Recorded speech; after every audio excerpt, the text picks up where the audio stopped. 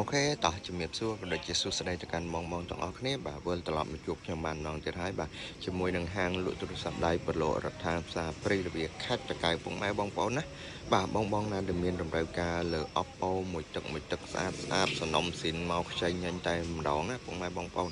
បាទអាច Telegram បានបាទគឺយើងមានសេវាដឹកផ្ញើជូនពុកម៉ែបងប្អូន25ខេត្តក្រុងតែម្ដងបញ្ជាក់ជូនពុកម៉ែបងប្អូនតិចអានេះជាប្រភេទ Oppo អឺ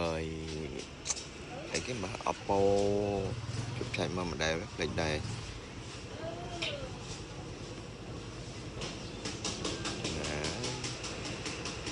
នេះពុកម៉ែបងប្អូន Oppo i9 Pro ពុកម៉ែបងប្អូន Oppo i9 Pro នេះផងដែរពុកម៉ែបងប្អូន RAM ធំបាទ RAM 8GB memory 256GB បាទមកទឹកស្អាតតែម្ដងបងប្អូនអើយអានេះគេធ្វើថ្មីក៏បានដែរពុកម៉ែបងប្អូនតែអត់ទេគឺមកទឹកតែម្ដងមកមើលកាមេរ៉ាបាទអូខេកាមេរ៉ា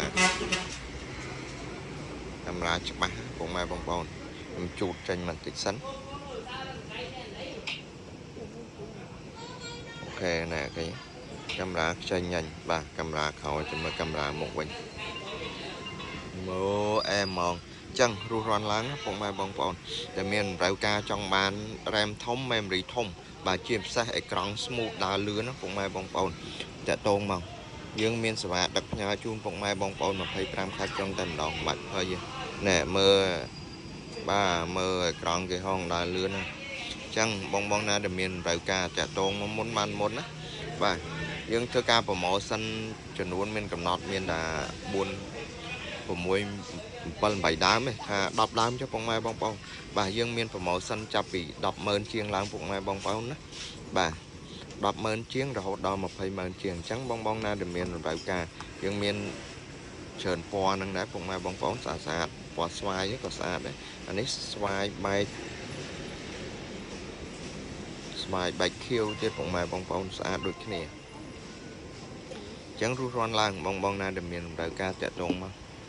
បាទតម្លៃយើងមានចាប់ពី 100000 ជាងរហូតដល់ 2000000 ជាង Oppo i9 ពុកម៉ែបងប្អូន i9 Pro RAM 8GB memory 256GB អញ្ចឹងបងណាដែលមានតម្រូវការតាក់ទងមកមុនបានមុនបាទ